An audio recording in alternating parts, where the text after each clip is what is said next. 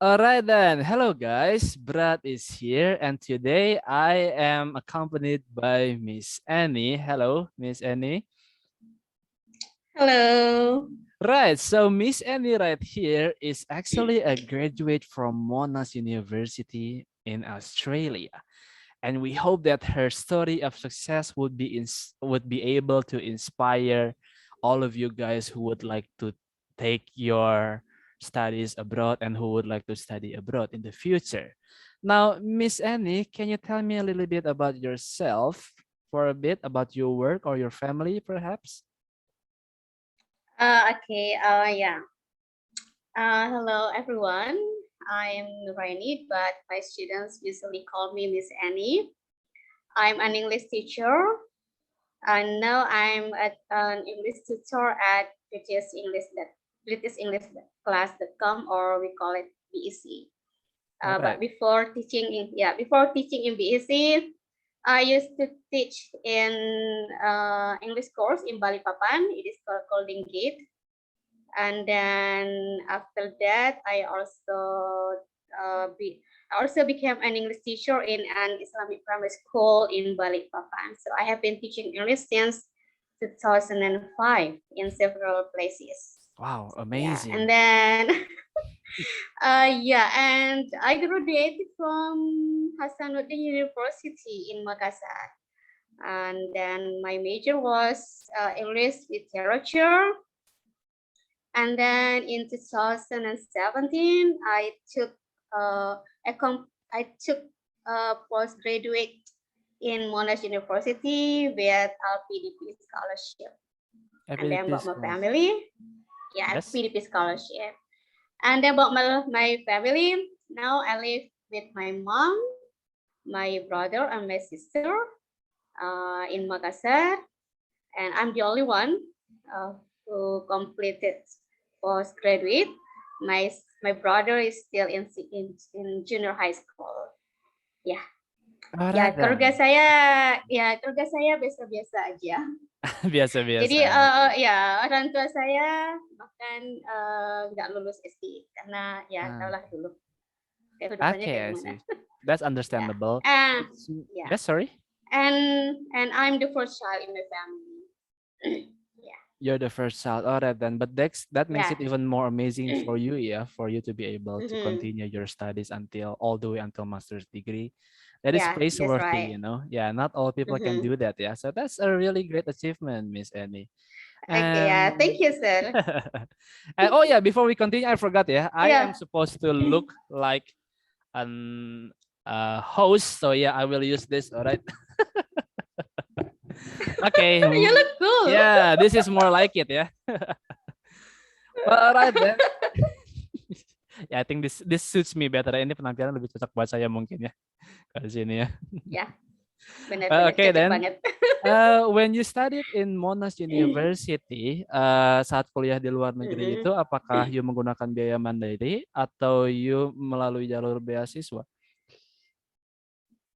Oke, jadi untuk kuliah S2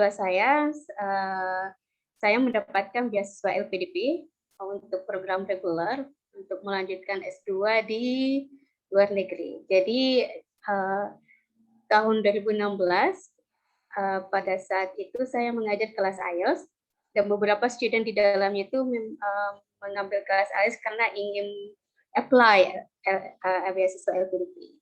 And yeah, they invited me to join with them. Jadi awalnya saya nggak ada Okay. planning sama sekali untuk mengambil beasiswa LPDP, tapi ada salah satu student saya yang sangat dekat sama saya, beliau juga guru matematika di SD, sering konsultasi tentang IELTS ke saya dan dia mengajak, ayo Miss kita apply barengan kayak gitu. Ya udah, setelah saya pikir beberapa saat, saya apply beasiswa bersama beliau. Wow, So jadi ya, itu sesuatu yang spontan ternyata ya untuk nyobain yeah, that's itu. right.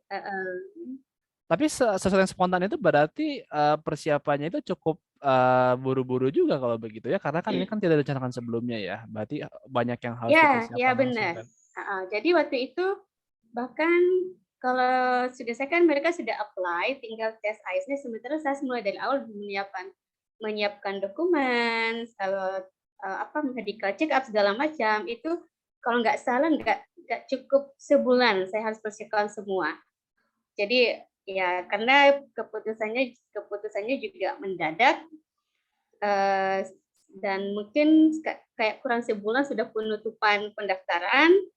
Jadi saya juga buru-buru untuk mengurus dokumennya, termasuk untuk mengambil tes IELTS dan tes TOEFL. Jadi saya waktu itu mengambil tes TOEFL dan tes IELTS untuk jaga-jaga mana yang lebih cepat keluar, itu yang saya pakai.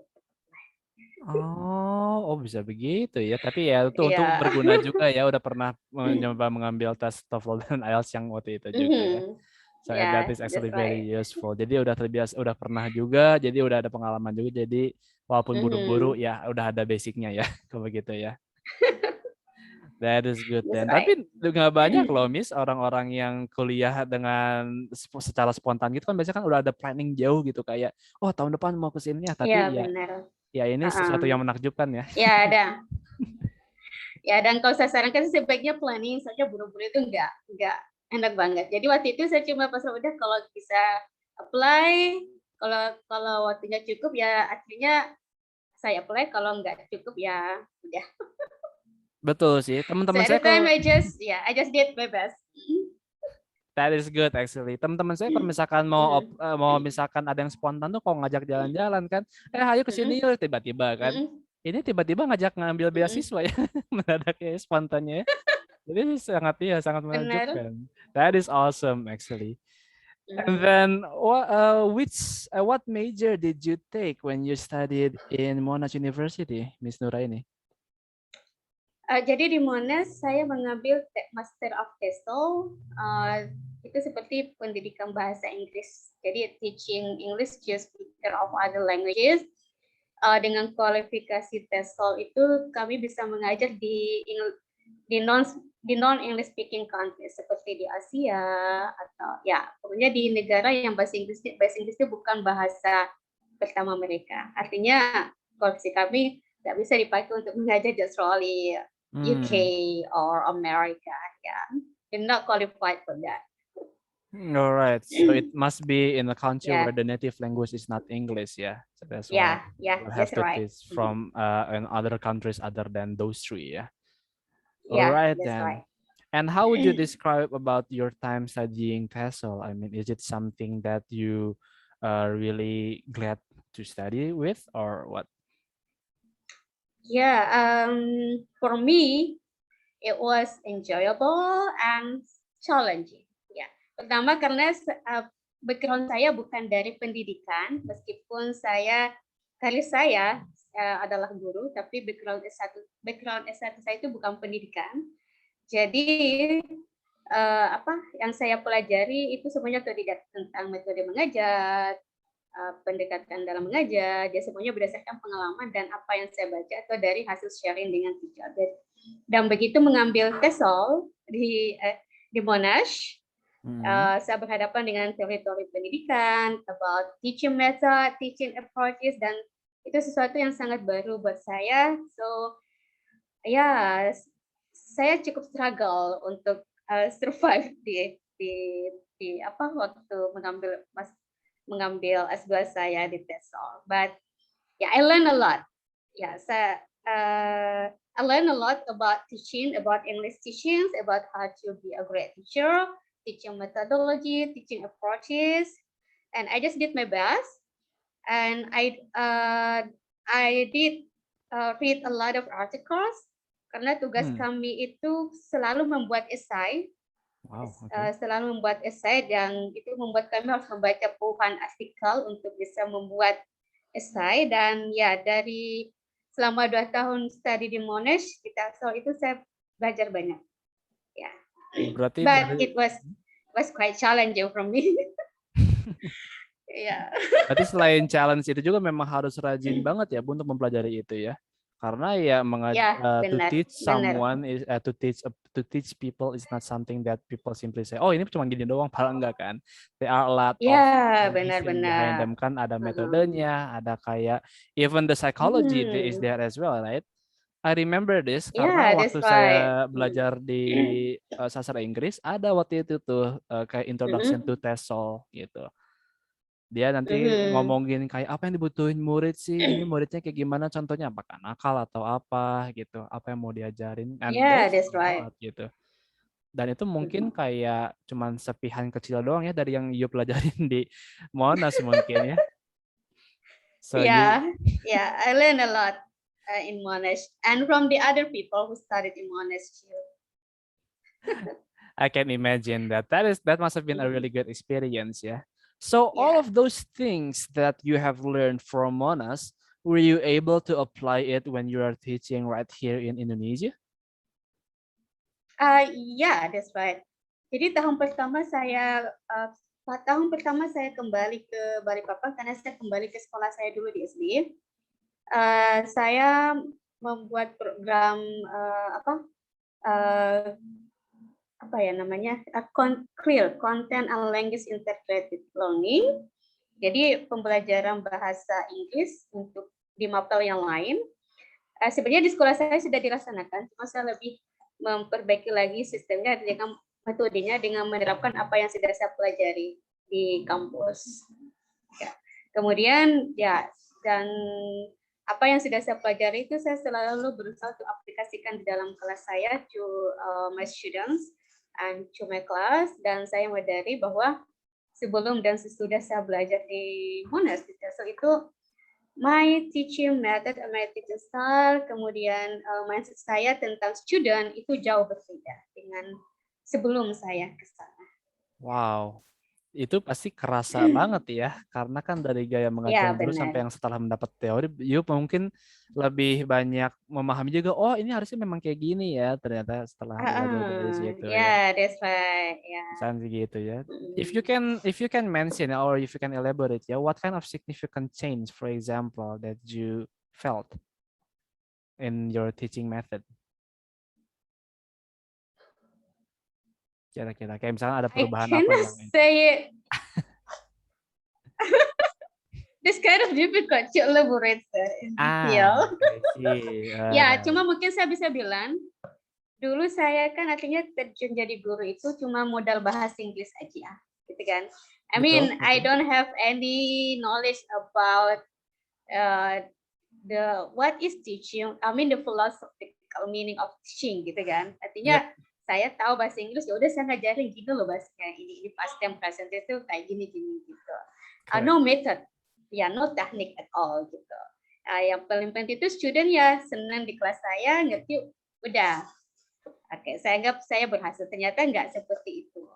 Jadi sekarang pada saat mengajar saya lebih memikirkan, oh kalau saya pakai teknik ini, student bisa paham nggak ya? Misalnya teaching vocabularies. Kalau dulu kan saya teaching, ya teaching. Yang penting kamu tahu saat di kelas itu saya nggak udah berhasil. Kalau sekarang kan lebih berkira ke long retention mereka. Gimana caranya supaya mereka vocabulary ini bisa mereka hafalkan dalam jangka waktu yang lama. Gimana caranya supaya pada saat mereka udah nggak sama saya, they don't depend on me again, they can study by themselves. Okay, I see. Ya, Yeah, now I can imagine completely ya, because many people will think ya, that kan ngajar mah kan cuma deliver materi yang you pelajari. Well, it's not as simple ya, as that's that ya. right. Ternyata memang jauh lebih kompleks dan itu, dan mungkin setelah you memahami, you are actually able to modify or to, let's say, improve your teaching method and subjects mungkin ya, itu juga bisa lebih banyak Ya, dikembangkan juga ya. That is ya, awesome that's actually. right. Right then. And then when you're talking about difficulty in studying abroad, okay, you have told me that you have to learn a lot, right? Because there are a lot of essay making and then the others. But are there any kinds of other factors that made it difficult for you? For example, like language barrier, or maybe understanding, or what? Maybe or culture shock, perhaps. Oke, untuk culture shock nggak terlalu sih ya, karena saya orangnya lumayan open minded. So Okay. ya, oke. Good, good. Ya, meskipun ada beberapa hal yang masih membuat kita, oh ternyata di Aussie itu kayak gini, oh ternyata kayak gini, but it's not something negative. Yeah, Ya, okay, that's good. mungkin lebih ke ini kali ya. cara belajar kita yang sangat jauh berbeda. Khususnya untuk generasi saya itu sangat jauh berbeda dengan learning style waktu di Aussie, karena di sana itu benar-benar kita adalah kaum independen. Jadi sebelum masuk kelas sudah ada reading artikel yang harus kita baca. Kita baca kemudian masuk ke kelas. Kalau dulu saya kan di kelas kan waktu sekolah kan atau kuliah kan guru atau dosen menjelaskan ya lecturing method, okay. And then ya kita masih agak takut mengeluarkan pendapat kita karena takut disalahkan atau apa kayak gitu, ditertawakan. But in Australia it's really different karena kita benar-benar dituntut untuk berpikir kritis dan mungkin itu yang kurang diajarkan di sekolah. Ya saya akui itu kurang diajarkan di sekolah. Bagaimana membuat anak-anak itu berpikir kritis, karena pada saat pun ada yang berpikir kritis, begitu mereka menyampaikan pendapat dan tidak sesuai dengan guru atau ini pasti kadang dipojokkan atau disalahkan kayak gitu. Dan menurut saya itu sesuatu yang harus diubah gitu. Ya itu yang kemudian writing ya, reading habit ya, literasi kita. Jadi waktu di Monash itu benar-benar kita harus membaca puluhan artikel untuk bisa menyusun sebuah esai. Ya mungkin misalnya esai 4.000 kata, dimintanya cuma 12 referensi, tapi untuk mendapatkan 12 referensi kita harus menyeleksi dulu. Mungkin puluhan yang kita baca, oh saya ambil ini kayak gitu. Nah, karena kita tidak terbiasa membaca, that's quite a struggle for us.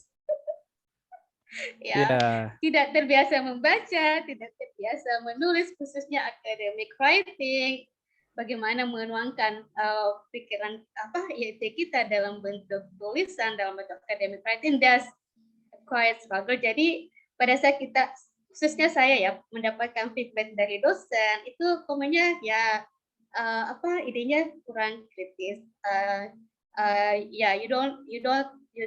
You don't think really critically, opini kamu terhadap ini kurang mendalam kayak gitu ya, karena memang kita tidak khususnya saya tidak terlalu terlatih untuk itu. Apalagi anak-anak sekarang saya lihat mereka memang literasinya kurang mau membaca, apalagi menulis. Dan saya rasa itu yang harus kita ubah dalam dunia pendidikan kita. I couldn't agree more, because I had this similar discussion with my friends. They think that the studying method of Indonesian is still theoretical. Jadi masih ngebahas teori gitu kan. Oke, you teori dapat gitu, tapi how to voice their opinion, nah itu yang memang kurang ditanyakan biasanya. That's right. Kan. Kalau di luar itu kita di-push untuk ada teori ini gimana menurut kamu? Benar? Jadi kita bebas melakukan pendapat kita. Menurut kita misalnya, ini kayaknya kurang benar, tapi kita apa yang kita ucapkan itu harus punya dasarnya, harus ada, bukan cuma sekedar ngomong, tapi ada argumennya, ada bukti ilmiahnya yang bisa kita sajikan, ada data yang bisa kita sajikan untuk mendukung pendapat kita, ya. Betul, karena memberikan argumen harus ada supporting ideas also. Seperti kosong aja gitu. Kayak gitu kan. Benar. That is correct. Iya, itu memang suatu challenge banget pasti ya. Apalagi kalau orang yang belum pernah nyoba untuk berpikir kritis, tapi kok kayak gini ya, itu kan pasti very difficult. Kadang kita merasanya, kadang saya sama teman-teman dulu, kurang kritis apa lagi ya, persa ini udah kritis banget. Mau apa lagi? Coba yang dikasih ya. Jadi ya kita kayak beberapa tahun ketinggalan di belakang memang. Ya, we have to admit that. I can admit that actually, karena kan we can see nggak usah jauh-jauh ke Monash lah, as simple as IELTS gitu. In IELTS, you are not being asked about the theories of grammar or everything, but in writing and speaking, right, you will have to be critical about that, right? Itu juga udah mulai kan kayak writing. Coba kasih pendapat dan contohnya ya itu gitu. Orang bingung, saya nggak pernah tahu tentang topik ini gitu. Nah itu berarti ya memang karena memang mereka jarang ngebahas atau membaca-baca soal itu juga kan. So that is quite that's right. Gitu. Tapi that's a really good challenge ya. Termasuk apa, Miss? termasuk reading habit juga. Karena kan misalnya mau ngambil tes IELTS, ada student yang mau ngambil IELTS tapi jarang membaca, itu agak susah karena kan reading speed juga menentukan dalam tes IELTS. Dan biasanya kalau orang yang sering membaca itu pasti sudah familiar dengan misalnya, oh saya mau nyari info tentang ini. Biasanya tuh kalau dalam reading itu biasanya di paragraf ini gitu. Kalau orang yang sudah terbiasa membaca. Betul. Membaca juga memang salah satu problem juga ya. There are a lot of people say, aduh nggak suka baca. Nah, kalau gitu ya. Problem kalau gitu sih. Yeah. Tapi talking about the IELTS test, ya, IELTS test is one of the most required test that nowadays, karena kan itu kan udah menjadi syarat untuk kuliah ke luar negeri nih kan. Udah wajib dong orang-orang ambil tes IELTS dong.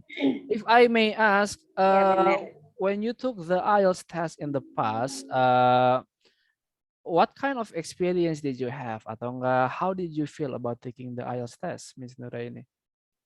Oke, jadi waktu pertama kali saya ngajar bahasa Inggris, saya bahkan nggak tahu IELTS itu apa. Cuma waktu itu di tempat kursus saya diminta untuk mengajar tes IELTS, mengajar kelas IELTS, tapi kita nggak bisa langsung kayak ngajar gitu aja. Jadi harus ngambil tesnya dulu. Kalau misalnya melampaui nilai minimum, ya baru kita boleh kelas IELTS. Jadi waktu itu saya persiapannya sekitar mungkin 3 atau 4 mingguan. Karena di kantor ada banyak soal-soal IELTS, jadi itu yang saya kerjakan tiap hari, reading dan listening. Writing-nya saya nggak terlalu praktis karena ada jam ngajar juga, kemudian karena nggak ada yang bisa ngelatih saya juga writing, jadi saya cuma membaca contoh-contoh writing, speaking saya latihan sendiri. Jadi saya ngomong sendiri di tempat kos itu latihan menjawab soal-soal sendiri. Tahun 2009 saya pertama kali mengambil IELTS di Balikpapan. Poin waktu itu skor saya 6,5. Oke.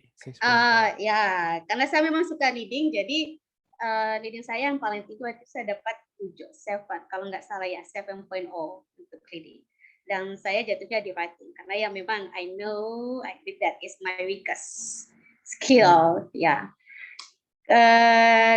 Kemudian terakhir kali saya mengambil IELTS itu di tahun 2016 untuk persyaratan beasiswa LPDP. Jadi persiapan. Jadi waktu itu saya cuma praktis sekitar semingguan karena mendadak tesnya karena buru-buru. Sementara waktu itu saya juga mengajar dari pagi sampai sore di sekolah, malamnya ngajar lagi di tempat khusus. Jadi time untuk praktisnya itu benar-benar mesti bentar-bentar milih waktu untuk praktisnya. Cuma kebantu karena sudah sering ngajar IELTS. Jadi intensif praktisnya cuma sekitar semingguan dan saya dapat 7 dan nilai skill sampel tinggi kayaknya listening dan readingnya. Kalau nggak salah 7 of 7.5 ya. That's good. Wow. All right. Yeah, by the way, side note, getting 7 or 7.5 is already magnificent ya for people who want to take IELTS ya. Karena kan itu orang nilainya 7 kan angka kecil. It's Padahal really high. It's really hard. Dan you udah dapat 7 juga, you udah bisa keluar negeri gitu kan, 7 atau 7.5, right? So that is awesome actually. Tapi when we're talking about the IELTS test ya, what kind of tips can you give to people who want to take the IELTS test for learning it actually? Untuk mempelajari itu kira-kira ada tips apakah yang bisa Miss Annie berikan? Mungkin tips dari saya adalah yang saya bilang adalah IELTS is not that easy, but it's not that difficult too. It's challenging for some people. It's really challenging. Even for me, it's really challenging. Jadi kalau mau mengambil tes IELTS itu kalau bisa jangan mendadak. Trust me, your teacher will be frustrated. Yang paling bikin frustasi itu kalau student, saya tes IELTS bulan depan atau 2 bulan lagi, targetnya segini-segini. Oh my god. People even prepare 1 year to get 7 or 7.5. Couldn't agree more. mungkin saran dari saya adalah pertama setting goal yang realistis. Jadi you have to be able to assess your skill first. Kenapa saya bilang goal yang realistis adalah supaya kita bisa menyiapkan beberapa planning. Kalau misalnya saya nggak dapat ini, saya bisa apply ke sini misalnya. Jadi misalnya mau studi ke luar negeri, ya sudah nyiapin beberapa pilihan university yang mungkin requirement-nya beda-beda. Jadi mulai dari yang paling susah, middle atau yang paling gampang, tentu saja dengan kualitas yang mirip. Karena percaya deh, kampus di luar negeri itu semuanya bagus, nggak ada yang nggak bagus. Gitu. Kemudian preparation. Jadi kalau saya sarankan minimal preparation itu 6 bulan, ya 6 month. Karena yang belajar di kelas itu paling nggak 2-3 bulan, selanjutnya silakan praktis sendiri, praktis mandiri. Karena yang didapatkan di kelas itu sangat sedikit sebenarnya. Yang paling banyak itu kalau ya yang diajarkan di kelas kan cuma ya ini caranya loh, ini tipsnya, ini strateginya. Yang kami harapkan sebagai teacher pada saat mereka praktis sendiri, mereka apply apa yang sudah kita ajarkan. Apalagi sekarang sudah banyak website yang menyiapkan soal-soal latihan, video YouTube, begitu. Jadi saya selalu bilang sama student, nilai kamu itu tergantung dari seberapa banyak waktu yang mau kamu habiskan untuk mempelajari IELTS. Bukan tergantung dari teacher kamu. Karena percaya deh, semua IELTS teacher itu sama. Apa yang diajarkan itu sama. Yang membedakan itu, iya kan? That's right. Iya, nggak ada yang tiba-tiba punya kekuatan super gitu yang ya. membedakan Push, itu. kamu satu bulan udah bisa Iya, berapa gitu. benar.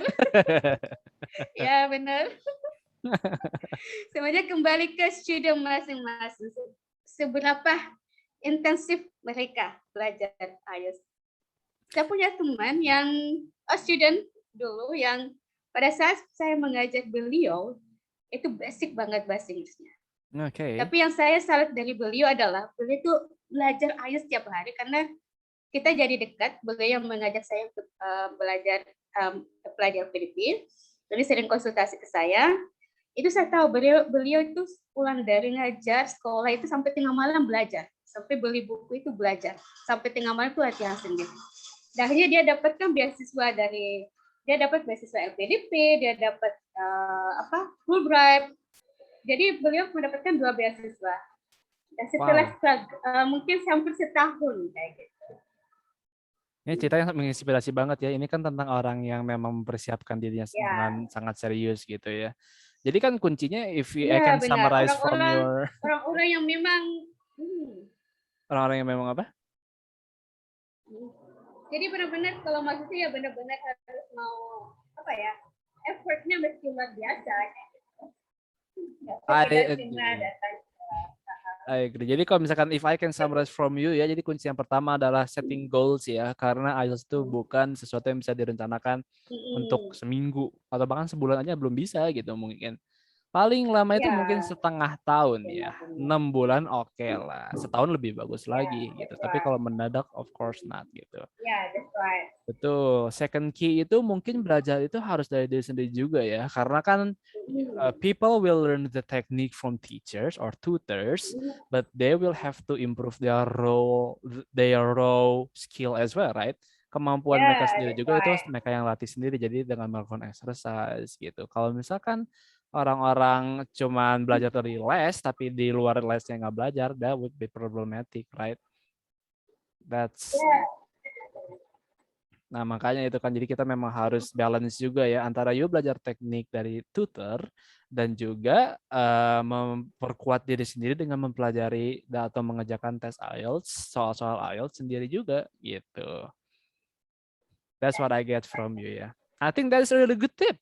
Miss Annie, I couldn't agree more ya. As a fellow tutor, I would like to say that to my students as well ya, maybe ya. Later in the future, I will say that kamu harus tahu ya kayak gini. Saran dari golden way dari Miss Annie ini, golden way for IELTS. But those are correct. Thank you very much, Miss Annie. Dan mungkin yang terakhir ya, pasti IELTS itu persiapan yang cukup penting untuk mendaftarkan diri untuk beasiswa atau kalau misalkan mau ke luar negeri karena kan itu adalah kebutuhan yang udah pasti dibutuhkan kan zaman sekarang kan. Tapi aside from IELTS, what kind of other preparations do you need to make if you want to study abroad actually? Kalau menurut saya selain IELTS, yang paling penting adalah pertama kita harus menyadari bahwa saat kita tinggal di luar negeri itu kita berhadapan dengan budaya yang baru, mindset yang baru, kemudian everything is new, right? Correct. Kita jadi untuk bisa bertahan di sana paling nggak kita harus jadi orang yang open minded dulu lah. Jadi nggak saya begini, saya harus begini. Ada meskipun tetap ada batasan-batasan, supaya kita nggak harus siap di sana sebelum di sana kita sudah riset dulu gimana sih culture di sana, gimana sih living di sana itu seperti apa. Kita sudah siap sebelum kita ke sana. Yang kemudian adalah mempersiapkan mental. Betul.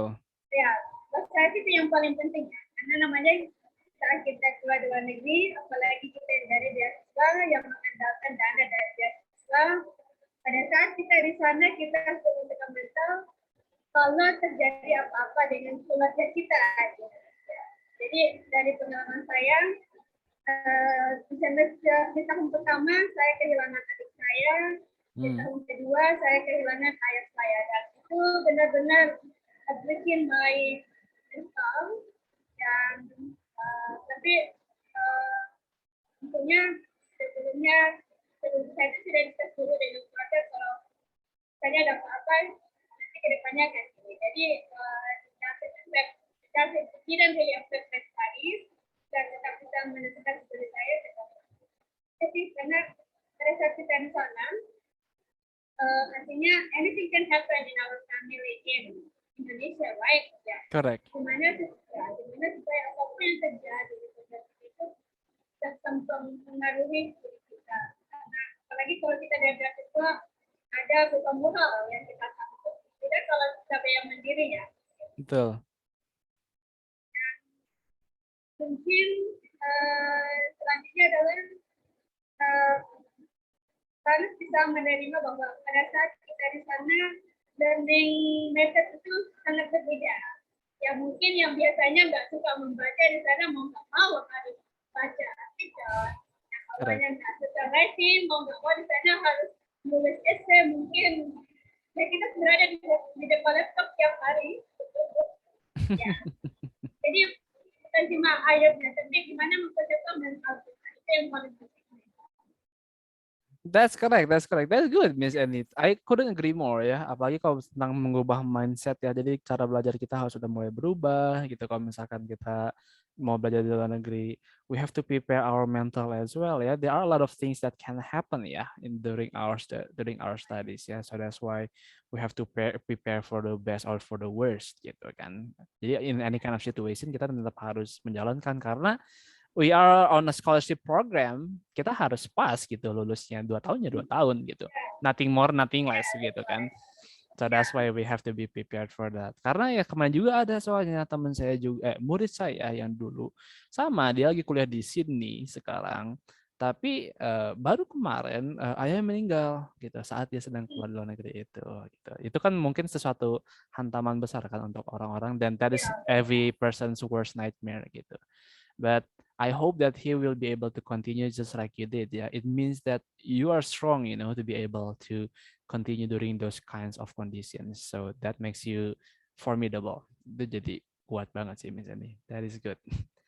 Wow, alright then. I learned a lot from you ya, Miss Annie. There are a lot of things that I actually learned from you dan ternyata mungkin ini buat orang-orang yang di sana yang mau pada kuliah ke luar negeri, you need to listen to the advices that Miss Annie has given and her experience because she has proven that she managed to graduate from a really great university in Australia, and then her hard work and perseverance is one of the keys that people can use to study there. And of course, preparation would be one of the main important keys as well ya untuk yang pada yang mau yang kuliah ke luar negeri. persiapkan diri, tolong jangan mendadak banget kalau misalkan maunya ya Bu Eni itu mantap sih ya mendadaknya ya untuk ambil beasiswa ya. Tapi kalau misalkan kalian udah berencana ke luar negeri, plan it from now. 6 months, 1 year, you will have to prepare from that, alright? I couldn't agree more, Miss Annie. Kalau misalkan tinggal 1 minggu mau keluar negerinya, ya itu mah udah terlalu epic kalau gitu sih. Semoga tidak terjadi. Well then, I would like to say thank you very much for your time, Miss Annie. Your insight has given us a lot of lessons to learn from you ya. We got a lot of new lesson, kayak misalnya kita mempelajari hal-hal yang baru dari Miss Annie dan kita mendapatkan tentang gambaran besar tentang orang yang belajar di luar negeri ya, which is actually very rare ya, karena kan untuk mendengarkan cerita lengkap ini kan nggak semua menceritakan dengan lengkap seperti Bu Eni kan. So I really appreciate that, Miss Eni. Thank you very much for your time for today. All right. Thank you very much, Miss. And for you guys who want to study abroad, please prepare yourselves. All right. In 1 year, on half a year, and then I think you will be able to achieve your success like Miss Annie did. All right. So thank you guys for today. I'll see you again on the next interview session with perhaps another tutor. Thank you, Miss, and for all of you guys out there, focus on your dream. And thank you very much, Miss Annie. So goodbye, Miss Annie. Thank you very much, yeah, for your time, yeah. See you.